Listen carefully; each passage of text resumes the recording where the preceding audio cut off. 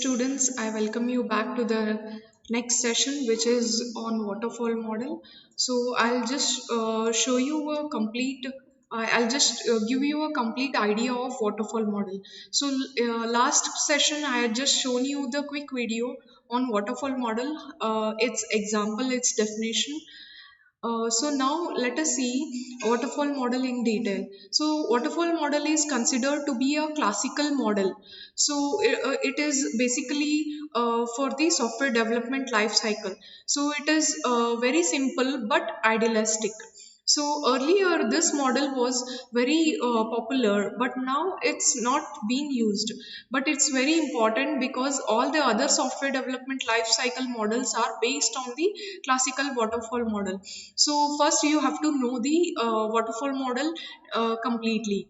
So classical waterfall model divides the life cycle into a set of phases. So this model considers that one phase can be started after the completion of the previous stage, so that the output of the one phase will not be the input to the next phase. So thus, the development process can be considered as a sequential flow in a waterfall model. So here the phases do not overlap each other.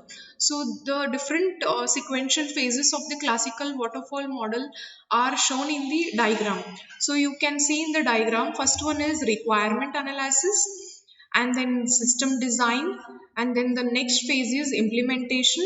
So next is testing, next is deployment, and then the maintenance. So let us see all these phases one by one.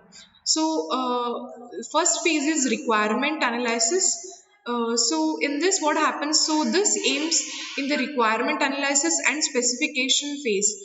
So it is to understand the exact requirements of the customer and document them properly. So this phase again consists of two different activities. So first one is requirement gathering and analysis, and the next one is requirement specification. So in requirement gathering what happens, so first all the requirements are gathered, and then if you have any doubts you will meet your customer, and then you will rectify the errors or any doubts. So next one is requirement specification. So these analyzed requirements are documented in a software requirement specification document. So this is called as SRS document. So it serves as a contract between the development team and the customer. So the next phase is system design. So here it aims on the design phase. So it is to transform the requirements which are specified in the previous phase, which is SRS document, into a structure that is suitable for implementation in some programming language. So the next phase is coding and unit testing. So it is nothing but you just start writing the actual code for your software. So in this phase, software design is translated into the source code using any suitable software programming language. So it is designed module is coded, and then the aim of this unit test phase is to check whether the each module is working properly or not. So unit testing is nothing but you check your code line by line, and this is done by the developer.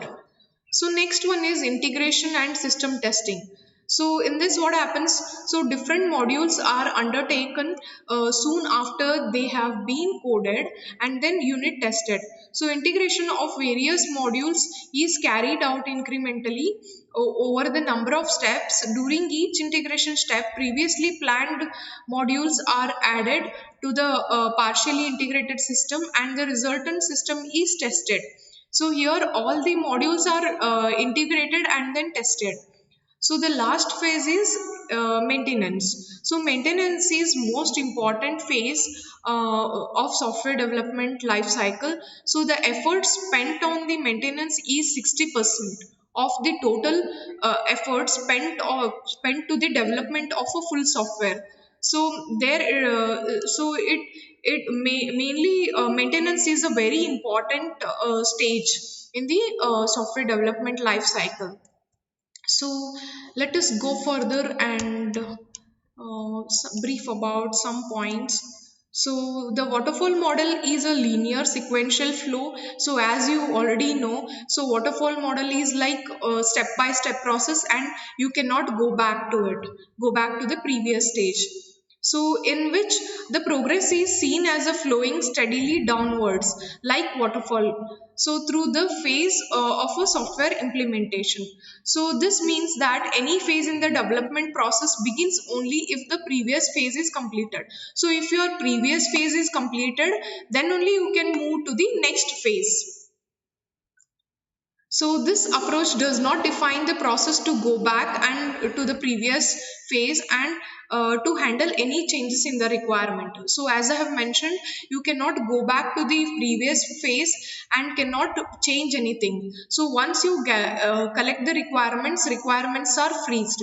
You cannot go back to the previous phase or change the requirement or make any modification. So this approach is the earliest approach and most widely known that was used for the software development. So some of the advantages of waterfall model is easy to understand, easy to use, and it provides the structure to inexperienced staff. So for example, if you don't know completely about the software development life cycle, so you can easily understand waterfall model. So milestones are well understood because you set your milestones before, and you have a proper schedule, and then it sets the requirements stability, and it is suited for smaller projects where the requirements are well defined. So it is suited for the project wherein the requirements are well known, and the requirements cannot be changed after the process has started. So some of the disadvantages are all the requirements must be known upfront, because you have to know all the requirements in the beginning only. Because once the requirements are freezed, you cannot go back and change it. So deliverables are created for each phase are considered frozen.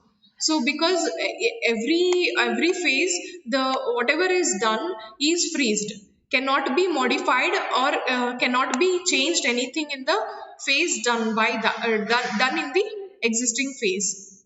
So does not reflect problem solving nature of software development. So it does not allow you to have any changes made, or any problems are not being rectified in the existing phase. So errors can be fixed only during the phase. So only in the existing phase you can fix the errors. You cannot go back to the next phase and say that you have got an error in the previous stage. So the little opportunity for the customer to preview the system, because there is no transparency or there is no deliverables in each phase to the customer. So with this you learnt about what is waterfall model, and so you understood the advantages and disadvantages of waterfall model. So next class we will meet with the next life cycle. Thank you.